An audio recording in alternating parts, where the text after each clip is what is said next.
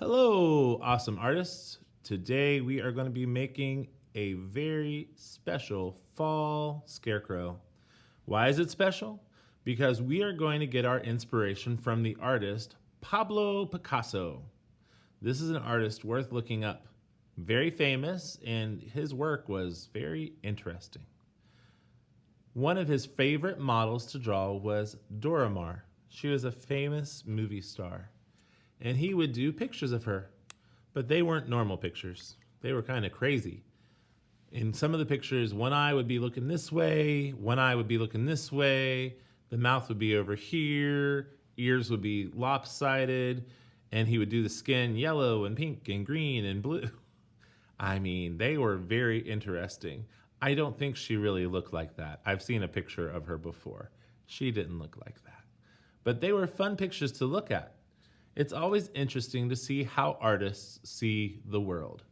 Well, we are going to create a very interesting Picasso-inspired scarecrow. We're going to start with a round shape for the head and make kind of a zigzag down here at the bottom. Usually scarecrows were made with burlap sacks or flour bags for their heads. And then they would stuff clothes, old clothes, with straw. And sometimes those old clothes would have patches on them because they were old and falling apart. My grandma used to make scarecrows for her garden, but her scarecrows never had heads. Not that I remember. She would usually just put a hat on top of the pole that was holding up the scarecrow's body. So I've got kind of the outfit going on for him down here. And you can make it a girl scarecrow or a boy scarecrow. You make it any scarecrow you want. I'm going to put a hat, and you can make your hat different. It could be a hat like Indiana Jones.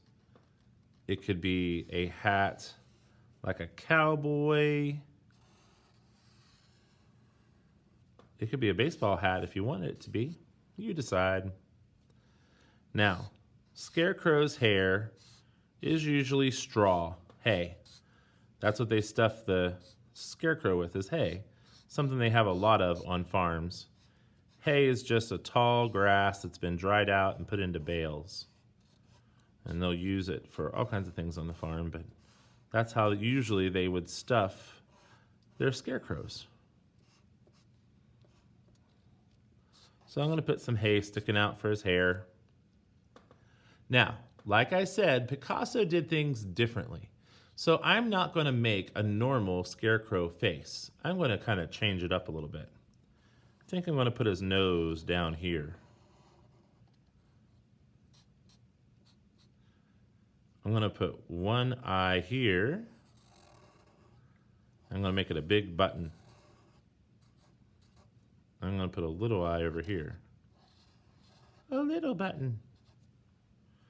And then I'm going to do a mouth right here in the middle. I'm going to have his tongue sticking out.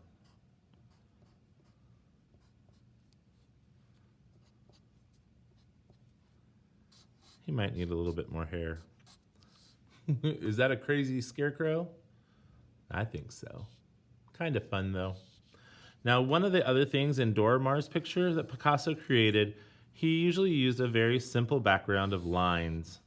So we're going to put a vertical line. Remember, vertical lines go up and down.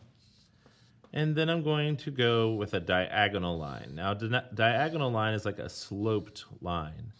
It's not horizontal, it's not vertical. It's somewhere in between, like a sliding board kind of. And then on this part of the wall, I'm just going to do horizontal lines.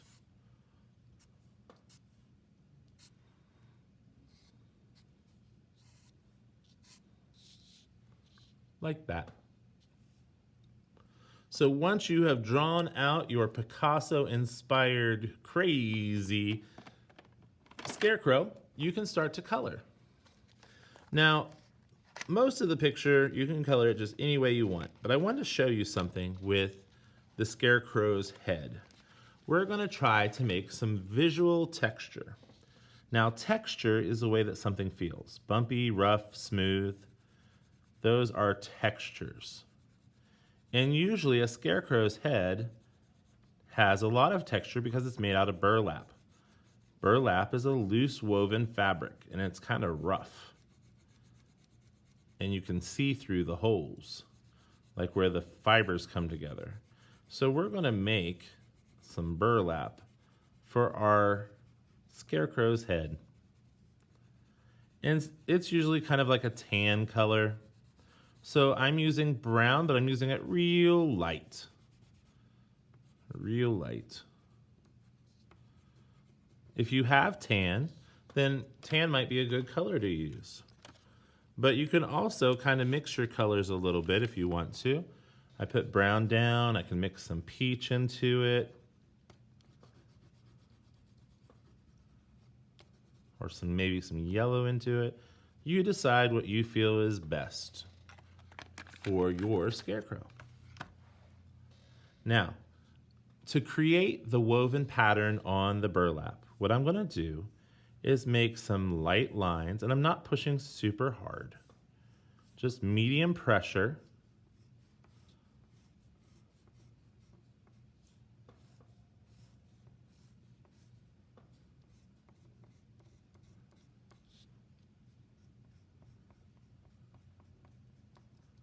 And then I'm going to go back the opposite direction, making lines go the other way.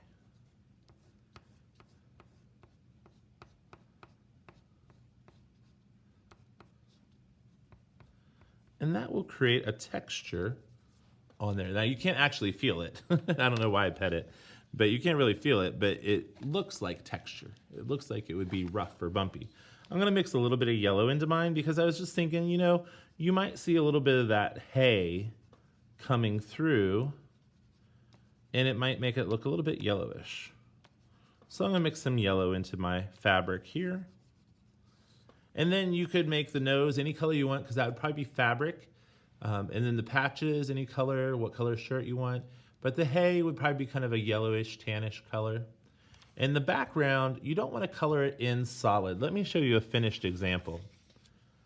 You're just going to trace the lines using two colors. So I use like a red violet and a pink, and then I used regular green and yellow green. And that's all you got to do for the background. Then color it in. Have fun with it. I started making a girl one too, but I didn't get her finished yet. Put some flowers in her bonnet. I'll probably put some flower patterns on her shirt too. All right, but this is just kind of a fun, silly fall project for you to create a Picasso-inspired scarecrow. All right, guys, have a great day. Bye.